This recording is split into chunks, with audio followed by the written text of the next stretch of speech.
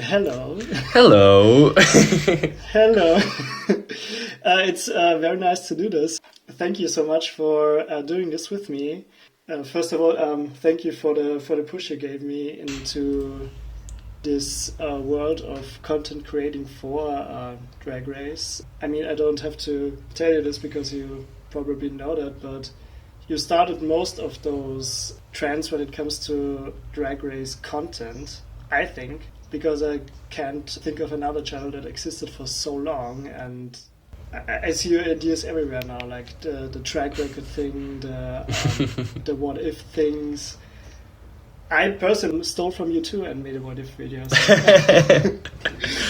I watched first of all, thank you so much. I've been bullying you for like a couple of years now to start, doing your own videos because I think you have a great mind for not just Drag Race, but like understanding reality shows and media literacy and all of that.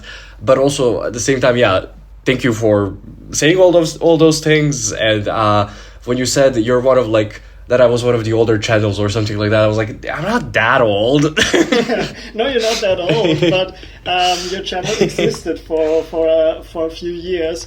But enough with the ass kissing, even though even though I really like doing that. I douched. I don't know. Okay, great to know. We like that. So let's get into the promo. First of all, what's your opinion on the cast? I just finished recording my video for this weekend that will go live at the same time as yours. I think that this is my favorite cast since All Stars 2 because it is so unpredictable. I have no clue who's going to win. I love all of their picks, like literally every single pick for this cast I don't think was wasted. I still don't think it's an all-star season, but, we can throw that name out of the window, like, it's been a couple of years already. But yeah, I love the cast. Love it. Well, I mean, on that sentiment, I mean, I'm never too sure about that title anymore because I think most queens that get on Drag Race have the potential to be portrayed as the next drag superstar. That's true.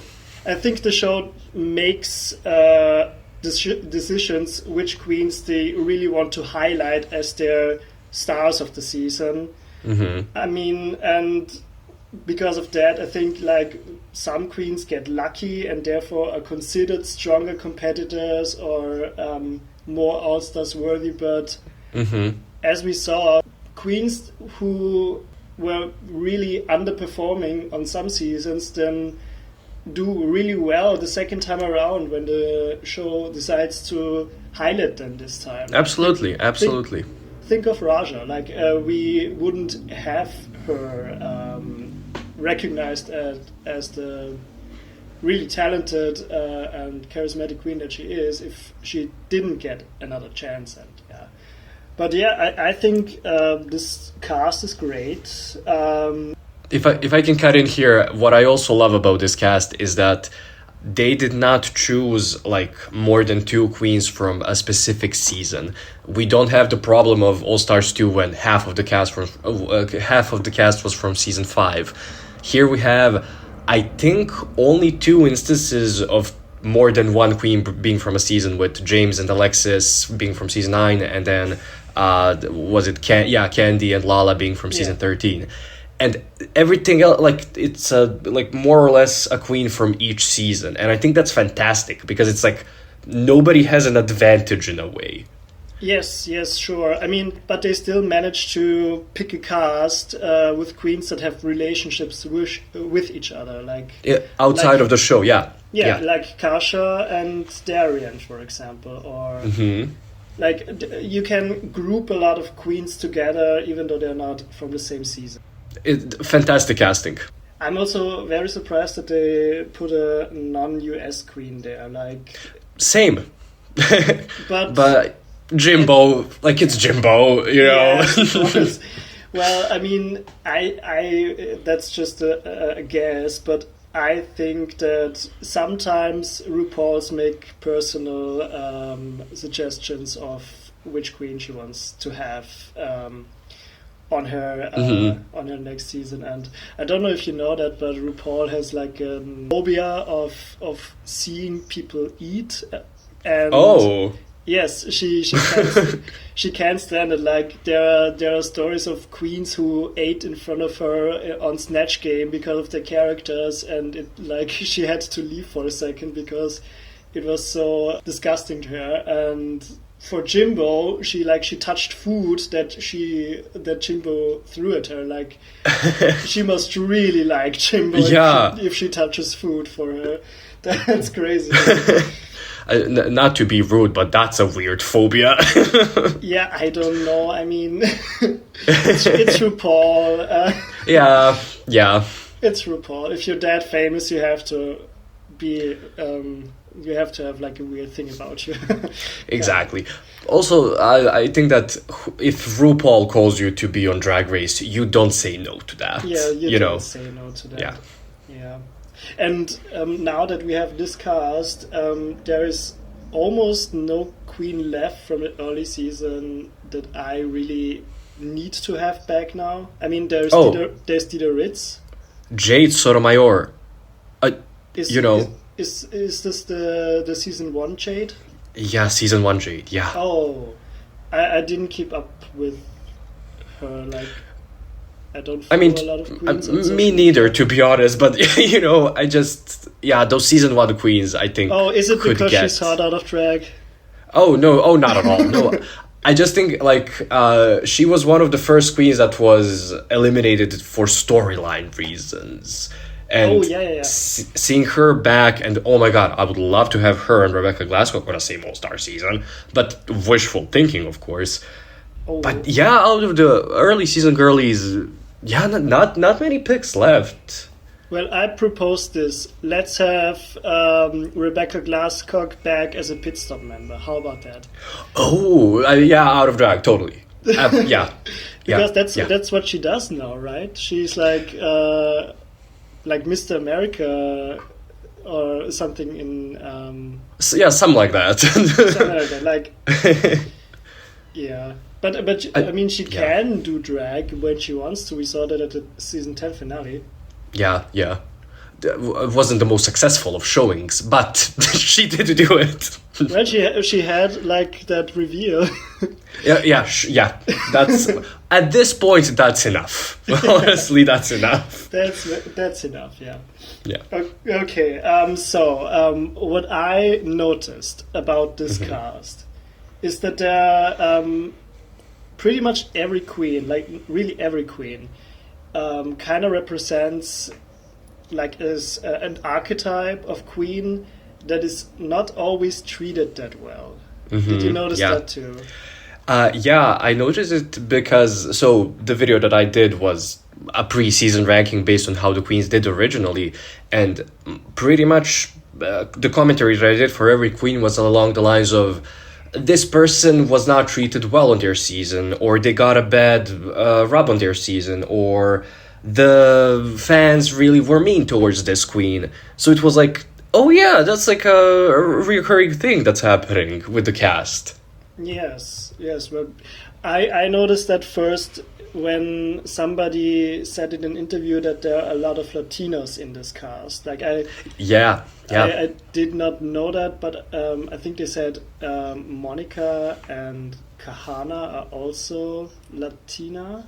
I don't know. Mm-hmm. I'm not 100% sure about that. Please don't kill me. But but yeah, that's something that I found very good actually, because when I think of the Latina drag queen on Drag Race, I think of the early seasons, and I most of the time think about how they were eliminated because of a episode that had the focus on improv or acting or just speaking in general. Yeah.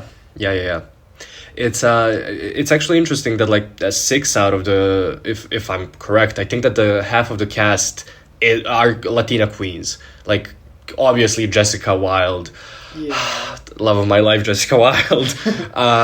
Candy golden child of Nasha, Drag Race. the Golden Child, absolutely. You said Monica Kahana, and I think that James is also, I think, Mexican. Yes, Yeah, so yes. 6 queens, yeah.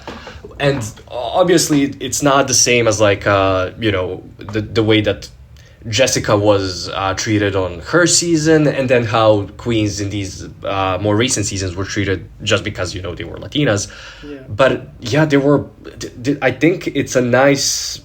I think how do I say this and not make it seem like I'm favoring these queens, but I think it's great that they're being given this spotlight after being sort of ignored for so long, and. Yeah.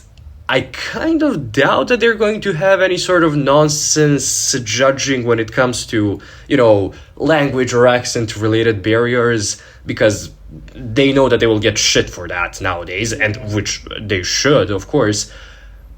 I did see that some of the guest judges are going to be Ego and Bowen from SNL, so I'm expecting definitely a comedy sketch or like a roast. I mean, we can expect that in general, but I am still a little worried just because I know how Drag Race operates. Yes, so I would say too, those queens probably are not endangered of having mistreatment that much, but it's probably still going to be there a little bit at least. Yeah. I recently watched season 9 again for another video that I'm going to make, and I was very shocked because when there was this Snatch Game episode, they talked about Cynthia and her character that she did, and while deliberation, Michelle Visage was like, "Do you remember when Yara Sofia did Amy Winehouse and how great it was and how funny it was?" And I was like, she was in the bottom. She was in the bottom 3. What? Michelle, what the fuck? Did you change your mind or on how funny that actually was, or are you just bullshitting? Well, bullshitting. But can I just say Yara as Amy Winehouse? Kind of iconic. So good. Actually good. Also, humor is subjective. I personally, one of my favorite Snatch Game moments from the early season is when Mariah did Joan Crawford and RuPaul asked her, "That's not a wire hanger, is it?" "No, it's a wooden hanger." Completely missing the joke. Completely. I love that. I don't know. That's so funny to me. It's also when RuPaul asked Tatiana, "Are you ready to break free?" "Yeah." Yeah. I don't know. I would have cracked up. I would have cackled in that moment. Yeah, if it was deliberate, I think in that moment I would, if I were RuPaul, I think in that moment I would have laughed, but I think he sensed that it was not deliberate. Well, anyway. So what I also noticed is we have some, a little bit older queens there. We have Mrs. Kasha Davis and Darren Lake. And I think Jimbo is also not one of the youngest queens anymore. Yeah, I think that Jimbo is in his 40s. Let's... no, not really. Oh, okay. 38. Okay, well, yeah. Oh, Jessica Wilde is 42? What the fuck? Yeah, crazy. The time, wow. Time flies. But, she still doesn't feel that old. Yeah, exactly. She's not old school with her style of drag. Yeah. But for the sake of this video, Darren Lake and Mrs. Kasha Davis, older queens usually don't get the best rep. Exactly. I mean, please don't bring up queens like Sasha Colby. She's not old. She's old for the casting process for the regular season, because they rarely cast someone who's older than 35, and I don't know why. Are there so many young queens in comparison to older queens that send in audition tapes, or what's happening? I don't know. I think it's more of the sort of marketability thing, and that the younger queens probably do have more let's say, relationships with people that can make them stuff, or that they themselves can make stuff because they, grew up with Drag Race and knew how to do, or knew how to look, let's say, more polished, but TV polished for Drag Race. And then all-star seasons are inherently going to be a little older in, when we get to the median age, which is, to be honest, which is how it should be in a way, because it's like, these queens are now more experienced. They have worked. They have traveled the world, and they've honed their craft. And now they're competing, which is great. Yeah, same. I feel the same way about that too. When do you think it's soon enough to invite someone back? I think it depends on how they did on their original season. So. Like Ginger and Katya being back right after season 7, I can see why Katya was brought back. It makes sense because she was the fan favorite, and then also she is considered to be the most robbed queen of season 7, which I don't agree with. I think Mrs. Kasha Davis is one of the most robbed queens of that season. Kennedy Davenport, absolutely.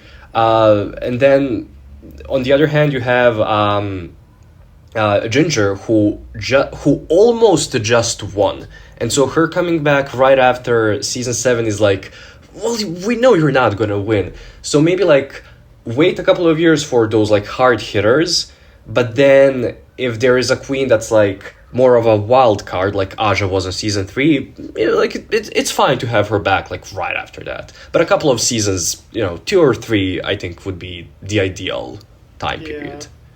That was one thing that really bugged me about the Canada versus the World cast, because, for example, there was 2 queens from All Stars 6, like Raja and Silky, and I thought, okay, Raja already had an almost perfect run 1 year ago. And she's already back. Like, what is she going to bring that will, like, how is she going to outdo that? That's like, I don't know how this will. This doesn't work for me, really.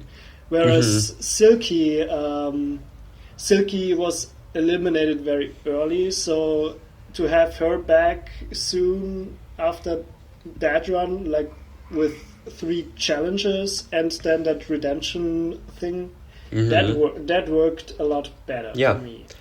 That's why I'm worried about Candy Muse, because she had like so many storylines on season 13. She was the villain, and then she had kind of a redemption arc after being brought back from elimination. Then she was the hero, and then in the end she was a runner-up. She was the second place, and it's like she did so much in her season. I'm like, what are they gonna do for this season with her? Like, what's the storyline going into the season?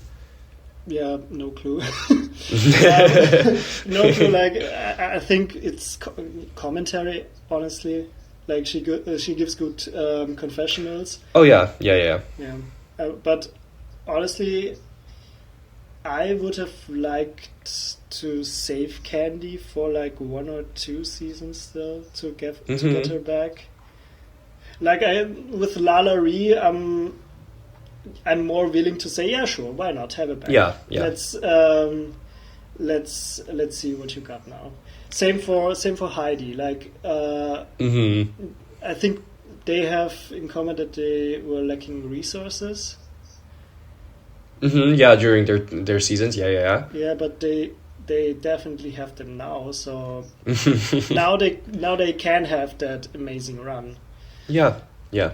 I mean, I'm more confident on Heidi being able to have a better run. I don't know. I'm not so confident in how Lala Ree will do.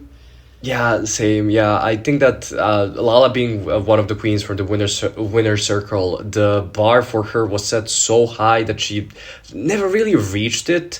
So it was like she was just constantly trying to swim against the current in a way. While on the other hand, Heidi on season 12, she did a lot. She placed literally everywhere that she could place, and she showed her talent. She showed what she could do with the, let's say, material that was given to her. Obviously, under edited, just like Jada, because of the other 4 queens in the top 6. Let's not get into that now. But Heidi's, I think that All Stars 8 for Heidi is going to be about her just being like, hey, I'm great, and I'm gonna show you why I'm great. So I have good outfits now. Where are my weaknesses now? Yeah, exactly. What are they going to find? What faults are they going to find in her? Yeah. She can perform. She's funny. She can talk. Literally both in confessionals, but also in challenges. She can talk. She can act. She can do improv. She can. Her outfits now look great. Her makeup is also amazing right now. I mean, it has been for the past 2 or 3 years, since her season. Yeah. Literally, I think that she's the one to watch out for. Yes, but she's still called Heidi in Closet, which can exactly. RuPaul's gonna take her out at the knee for having that name still. She will be like, yeah, Heidi, you have 6 wins and you spent the time on the top the most, but I still don't like your last name. So the winner is going to be this other queen. You're too much. Heidi, no. But talking about Heidi and Lala, those are also fit in an archetype that I noticed, not so much on the US seasons, but definitely on the UK seasons. They kind of always use a queen of color who's really good at performing, just as a tool to eliminate other queens. Absolutely. And there have been instances, with Heidi, because we're talking about her now, where her bottom 2 placements, should she have been there? Arguably, and not all the time. Absolutely. No. I'm still confused about the Madonna Rusical challenge. Same. That's the one that came to my mind. I was like, what? What? Yeah. Why? And there was this other, I don't know which challenge that was, but she lip-synced against Britta. No, that was that challenge, yeah. And the Britta lip sync did have to happen because of the storyline with Heidi, Aiden, and Britta, but still using certain queens for certain storylines, and then Heidi's just used to take care of the villain of the season. Well, the first villain of the season at least. Yeah, I think Kana Montrese falls into that category too. Yeah. Yeah. But, that's the first thing that came to my mind. How was Nina West not in the bottom 2 in the first episode? On season 11. Yeah, you remember the No Scrubs video, and queens usually send some videos of them performing in their audition tape, so the producers must know where their performance abilities lie, at least. Oh, absolutely. A little. No, yeah, absolutely. And I mean, Kahana is maybe the least representative of this group of queens, but she still is there. And, in the first episode, she took out the social media queen. And then in the second episode, she was taken out because, they just needed to get rid of Soju. Was it right? Soju, right? No, Soju, season 11. Yeah. So God, there's so many people. Yeah, oh my God, season 11, I kind of remember the least. The least, yeah. Yeah, I don't know what it is about season 11, but it just doesn't really stick. And it's not the queens either, because I enjoy a lot of them, on the season when they came back for the first time. But yeah, I don't know what it is about it. Looking at the cast, I think that, as you said, Lala could also fit here, but also kind of Candy, even though she wasn't used necessarily as a lip sync assassin, but they both kind of fit that placement of okay, so we'll give you a storyline for, whatever reason, we know the reason, and and you'll either take that person out or you will be taken out by somebody else that we want to be more liked or that we want to have been seen as a victim of yours, which Yes. absolutely shitty, just absolutely. Let's talk about Jimbo for a second, because Jimbo is kind of an odd case here. I wouldn't say she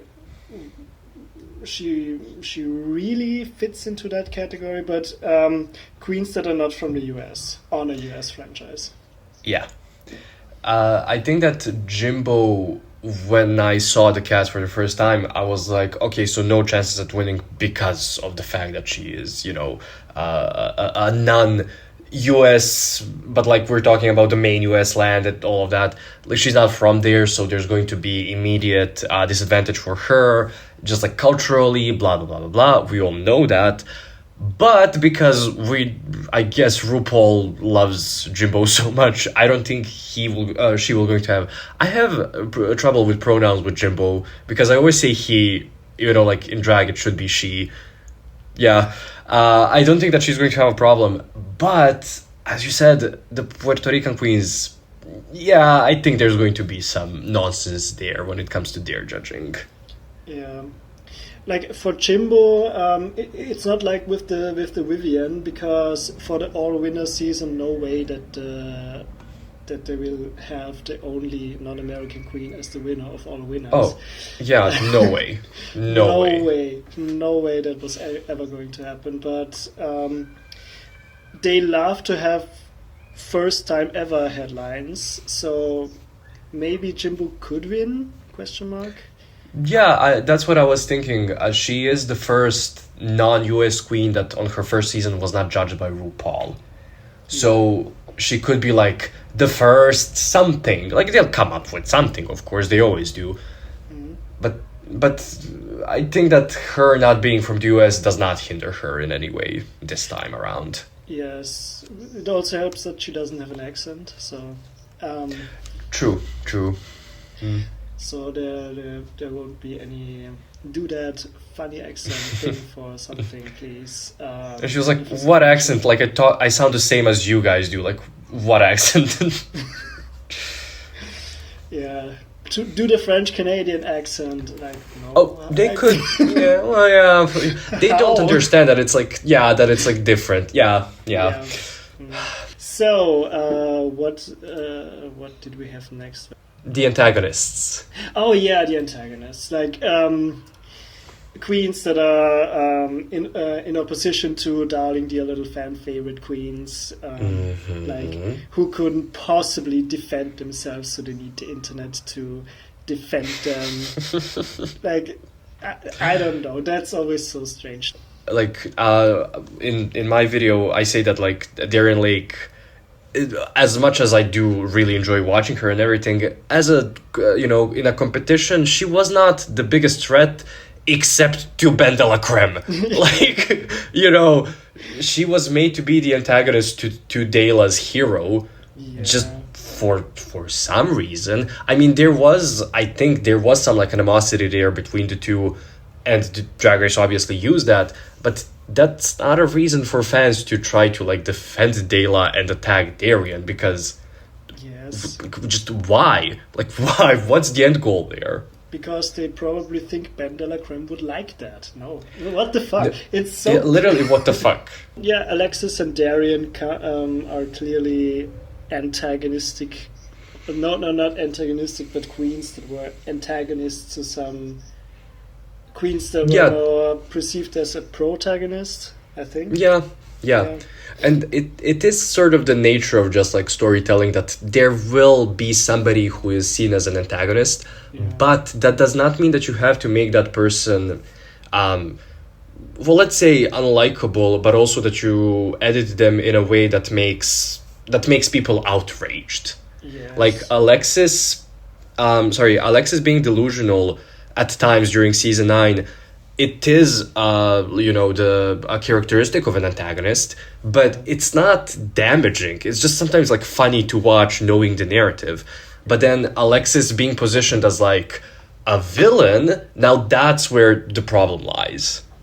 Well, I mean, that's if being upset about you didn't tell me that my outfit was shit before I went on the runway. When that's the most villainous moment of a season, then you really know that it's that it's the therapy race, or how did they call it? Yeah, RuPaul's best friend, but yeah, something like that. Yeah. Yes, yeah, sure. And there's also Candy. Candy also falls into that a little bit because she was antagonistic to Elliot of all people. Do you remember that the people were like, "Yeah, you are." Yeah, we kind of realized later on that Candy, like, she cannot be the villain. Like, No. I mean, not to be rude, but like, she's just so she's so fun and funny, and then just like so unserious that it's like you cannot make this person be the bad guy. Obviously, like if you were to ask me in the argument that was presented to us between Tamisha and Candy, whose side am I on? Tamisha's, absolutely. But it's the same thing like with Alexis. Candy was just like delusional, and that's it. Like that that does not make her a bad person. Like, we all are delusional at times, like, of course, especially like they're in a competition, highly stressful situation. Yeah, sure. But do you think one of those three queens is in danger of being like that again this time? I think that Alexis, maybe. I think she's in danger of like getting into her own head and not being able to show just how talented she is. Yeah, I would agree on that too. I think like Darian is Darian would need like a certain queen to be there to like push her buttons to be like she was on season 6. But I think like it most of those times like it's two sides of the same coin situation. Exactly. When queens are so similar that they like automatically like they cannot coexist. Yes. Yeah. Well, it's also, I mean, you mentioned that one of the queens in this like antagonist group is Kasha, and it's actually really interesting to mention her because out of the sort of, what did they call themselves like old lady brigade? Bitter old lady brigade. One of my favorite, like, let's call it factions or whatever in Drag Race. But they're out of that group of queens, Kasha was literally like the least. She spent the least time arguing with the younger queens, and it's funny that. No, right? No, or am I? No, or okay, I missed. You don't all remember right. that correctly. I'm sorry. Yeah, but rose-colored glasses, I guess. But she was very outspoken against Violet all the time until there was. She is right. Until yeah, thank you. Until she was brought back for the makeover, I remember that because. I mean, maybe that's why you think that way, because that's the only Bitter Old Lady Brigade conflict that was solved on screen. True. Yeah. True. And also, that was kind of maybe the last... I mean, not the last memory of Mrs. Kasha Davis. God, that sounds so morbid. But, like, the last thing that I remember of her on season 7. Yeah. So, probably. But still, honestly, she was right most of the time. I just... Of course, it's Violet. Yeah, sure. Okay. Which category are we on right now? Damn, I don't remember my own thingy. We didn't mention the bigger and the quiet queens. Oh, yeah. Okay. I have it all written down. I came prepared. Okay. I have the notes. And I was talking about being professional. Yeah, sure. Yeah. Let's do the shy queens first because there are more of them here. Yes. Like I would say James, Monica, and maybe Kahana were like a little shy on their seasons. especially James and Monica. Yeah, Kahana we did not get to see much of, but still from the little that, from what we did see of her, she was not like the loudest person in the room. She wasn't even in like the top 8 loudest people in the room at that point. No, but that was a very loud season, wasn't it? Exactly, yeah, like the top 7, like, good God. But so the Quiet Queens on Drag Race, I think just like by definition, they cannot thrive because it is a reality show. Yeah. However, and interesting that out of the, Quiet Queens, we could also kind of put Naisha in here as well, because she wasn't really outspoken on season 8. And all of the Quiet Queens are the early outs that are on this season. Did you notice that? Yes, yeah, sure. But I think Naisha will not be quiet this season. Oh yeah, definitely. I mean, like, and I've seen Roscoe's. She's not quiet. Exactly. That's what I was thinking. Like, she has kind of grown into being more of a, like, projecting her voice in a way. Yes. Whereas these 3, we don't know. I mean, James, obviously, she has had her YouTube channel and everything. But sometimes when you record videos, and I don't know if you have noticed this yet, it is a one-person job, and it is not the same as working with people. Yeah. So, but yeah, out of these 3, I think that James is going to have the most time to shine, and I think that she's going to be the most successful out of the 3 Quiet Queens here. Yes.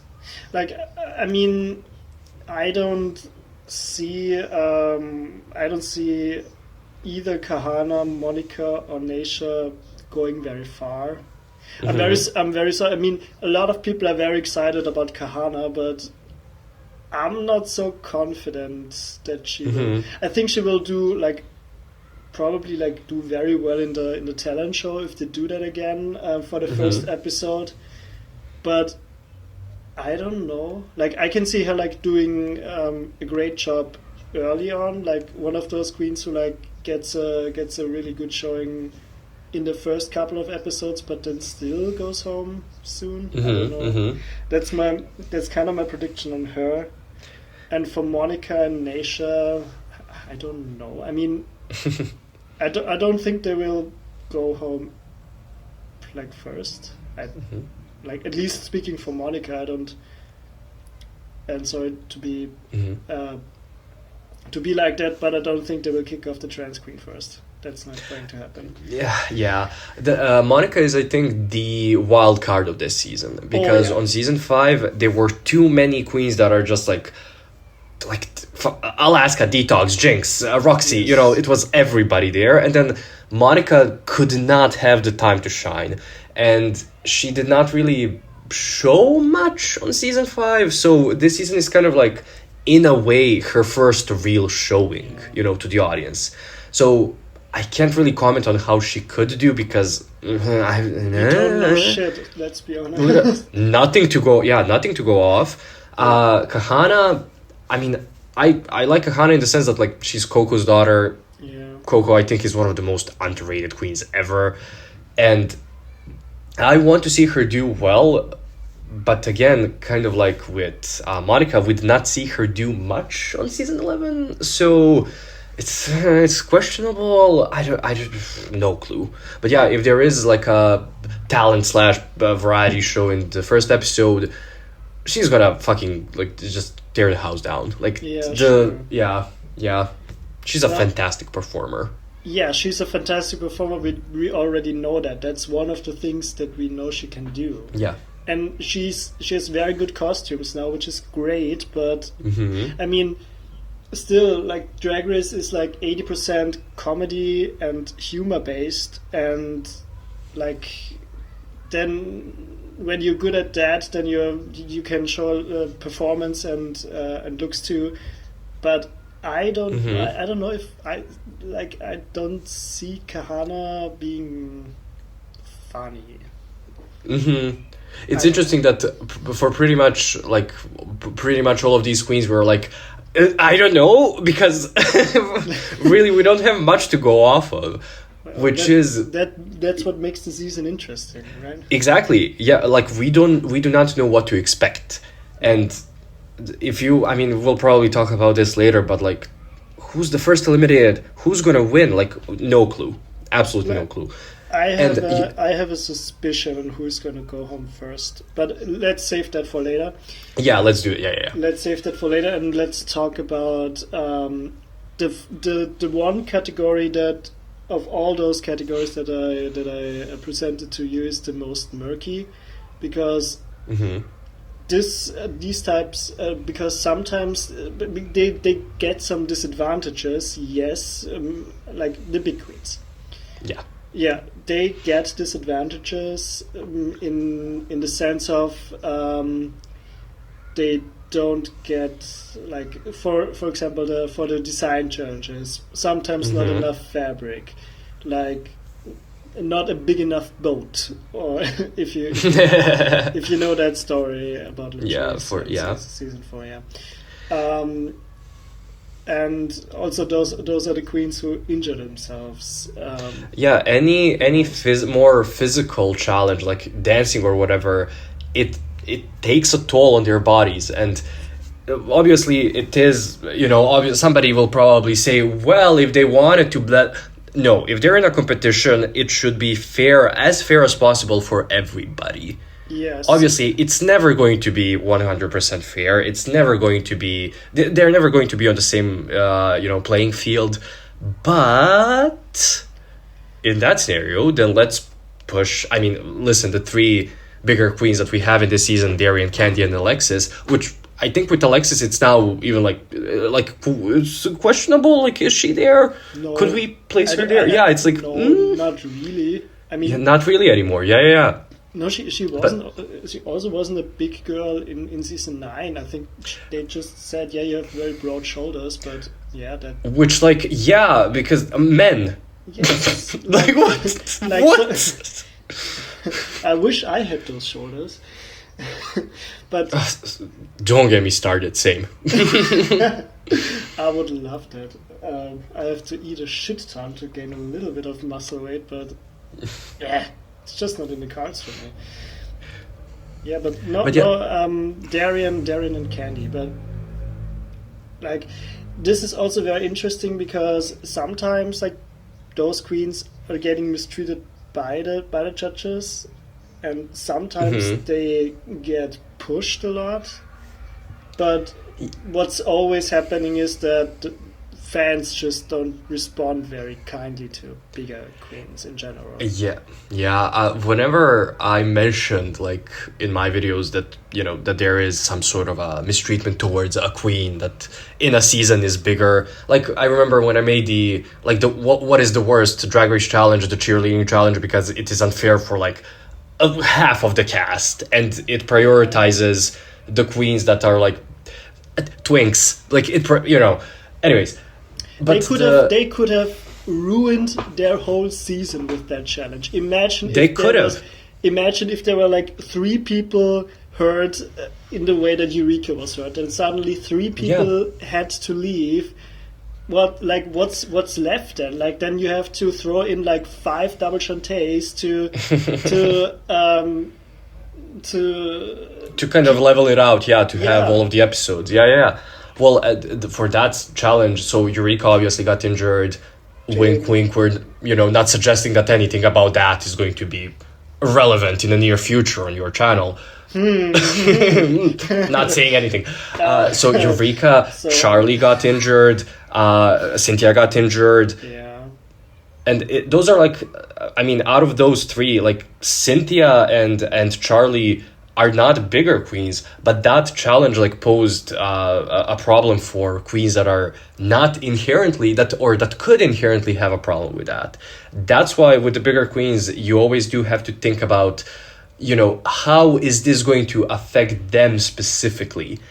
But then on the other end of the spectrum, it's also like the judges are sometimes not going to comment on, let's say, their silhouettes or how something looks on them, maybe because it could get them backlash, which is like fair again. So it is like a double-edged sword in that regard. Well, I mean, that would be, I still think they should be, if there is something to critique, they should do it. Oh yeah, absolutely. It's kind of with like let's say Family Guy. They treat each other equally bad. Like so like nobody gets a pass because of something. Like if there's something to critique, then critique. Anyway, I don't think that Candy and Darian are in danger of being mistreated because of their size. Especially, not at all. Yeah. I think especially. I mean, Darian losing weight will be a talking point. Yeah. Yes. The same how it was for a brief second, like with Mimi on All Stars 1. Yeah. For example, but also if you remember, like on season 6, Darian being a big girl was never an issue, because she is more than just like branding herself as that, which is just fantastic. Yes, but still, she had problems in the design challenges, which Yeah. Which is just again inherent to the problems of the competition. Yeah. Sadly. Let's move on to the final segment. What do you think? How is the season about to go? Like, which queens are in danger of experience like a bad treatment? Let's say. So, I'm gonna say Alexis first. Yeah. Because I think they're going to try to use her as a possible antagonist. Yes. I hate to say it, but Jessica.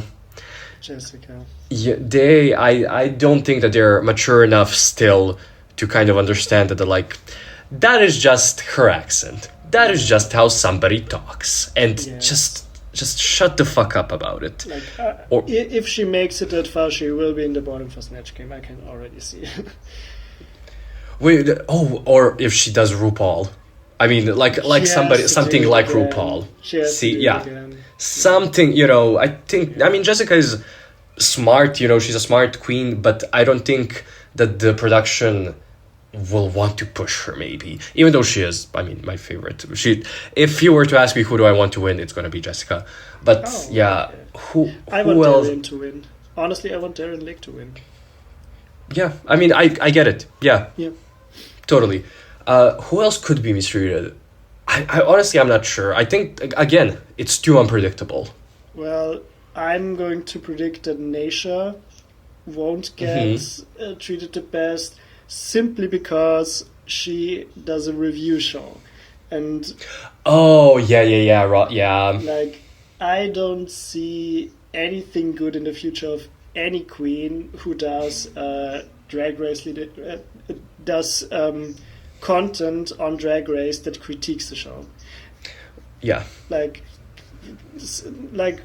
because I don't see it for that's the reason why they dropped Alaska. Like I'm sure they hate that she does Race Chaser with Willem.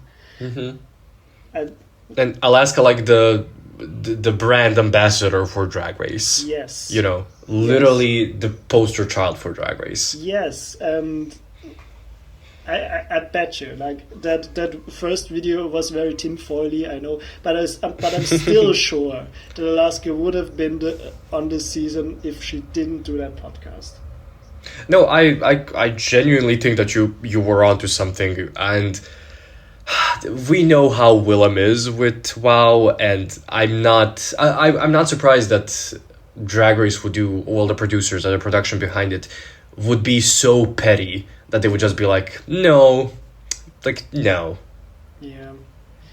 And I have one last queen that I see will probably be mistreated, but I'm not sure which one it is, because we have the pairing of Mrs. Kasha Davis and Darian Lake on the cast, and I think they're just too similar. I don't think that they will both succeed. I think one of them is going to get the job pretty soon, and the other one will make it pretty far. But I'm not sure which one will.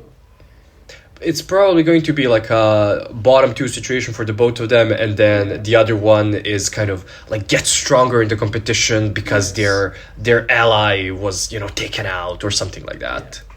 Yeah. By the way, I did not read spoilers for the season. I was so out of the loop with Drag Race and everything that I did not even know that season 8 of All Stars was coming until I saw James Mansfield's video that was like, my promo look for All Stars 8. And I was like, oh, she's joking, right? And I looked it up and I was like, oh, okay. Me pretending like I did not have a horse in the race. We all know who it is on All Stars 8, let's be real. Yeah. But yeah.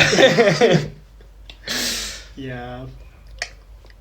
Soft and supple. I have no idea what you're talking about. No clue. I don't know either. It was just I just had a stroke. Yeah. Well, yeah. So we said who we want to win. Who do you think is going to win? Oh, okay. I don't think Darren Lick is going to win. That's no way. Yeah. I think Heidi. I really think Heidi. Oh. Yeah. Honestly, I would love to see it. I could see her winning, but I do have a feeling that she's gonna get screwed at some point. Heidi. I don't know why. Honestly, I think that she's going to be in the finale. Whatever, are they going to do like a top 7 or whatever finale? I don't know what they do anymore. But I think that she's going to be in the finale. I don't know if she's going to win. But who is going to... no clue.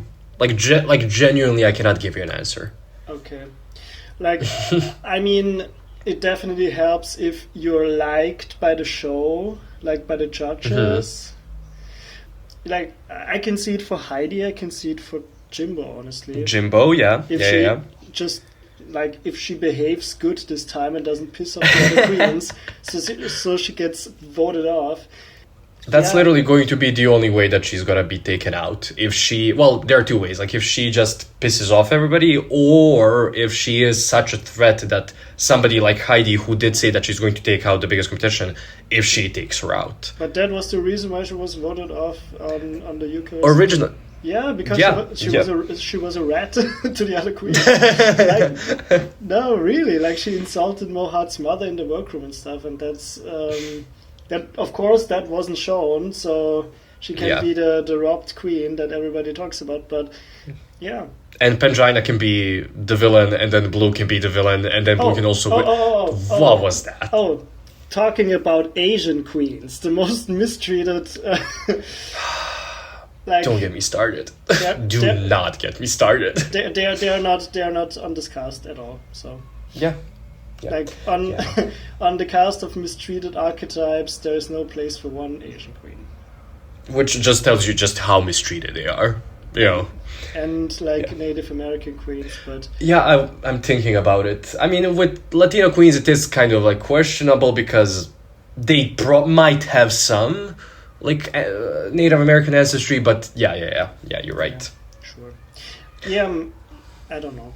But as you said in your video, there is not even a big pool of Native American queens to pull from. Yeah, sadly. Yeah. Who do you think is gonna go home first? I think that's a more interesting question. I think Naisha, just because. Elimination Lopez. First, that's. I would really hate if that really happens, because I think that would turn her into that would be her real life villain origin story if she gets again first. If they double down on the elimination, but I think the reason why that's gonna happen is not because of that nickname, but because of Roscoe's. Yeah. I think they want to punish Queen who speak out against the show, honestly. Honestly, if she does become the Francesca of Drag Race, I don't know if you know Survivor, but Francesca is this contestant there that was eliminated first, voted out first actually, on her first season, and then on the second season she was also voted out first, which kind of iconic legacy if you ask me. So I maybe Nation, yeah, because I'm thinking like, I mean, I know that she's a great dancer, but in a pool of a lot of great performers on the season, somebody will, be seen as kind of maybe too derivative or maybe too not innovative enough. Maybe that's Naisha. Who knows? Who knows? Yeah, I watched one season of Survivor. I don't know which season it was, but it was the Hustlers versus Heroes versus. That's like the worst season. That's like the bottom of the barrel. No, you should watch Survivor. Yeah, maybe I should. There are some shows that I just can get excited when like people pull me in. For example, Eurovision 2. I watch it when I get pulled in by one person, but then I watch it like hardcore. But when then there's the year round and then Eurovision is starting again, I just strangely don't really get excited. I mean, you are your country is in the Big Five, so it's like you guys don't get the whole Excuse me. Wait, was it? Wait, I'm sorry. Are you not from Germany? Pre World War maybe, but no. Wait. I'm Austrian. Wait, I'm sorry. Oh my! I'm so sorry. Oh my god. Okay. Well, okay. I mean, yeah. Sorry. Well. Anyway, so on that note. On that note, thank you for the best crossover since pre-World War One. No, sorry. Oh my god. Well, listen, my people went against your people, and then World War One happened. Yeah. I think we can agree on that. That's partly our fault too for just being citizens of that country. Like 100 years later. Oh my god. Yeah, apology video coming. Yeah. Apology video coming. Yeah, reparations. Exactly, yeah. Sure. Okay, so I think that's long enough. Yep. Thank you so much for doing this with me.